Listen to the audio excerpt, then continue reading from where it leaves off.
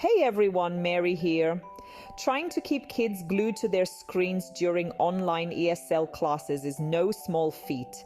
But don't worry, I've got 3 golden tips to turn your lessons into their favorite time of the day. First up, make it interactive. Children love feeling involved. Use tools like virtual whiteboards or interactive games that allow them to click, move, and participate actively. This not only keeps their attention, but also boosts their learning. Imagine them actually looking forward to your lessons because they get to be part of the action. Next, storytelling is your best friend.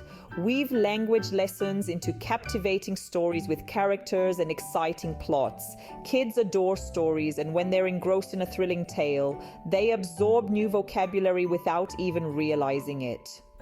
Lastly, never underestimate the power of rewards. A simple digital sticker or a shout-out can work wonders. Set clear goals and celebrate when they meet them. This not only motivates them, but also builds their confidence in using a new language. And there you have it.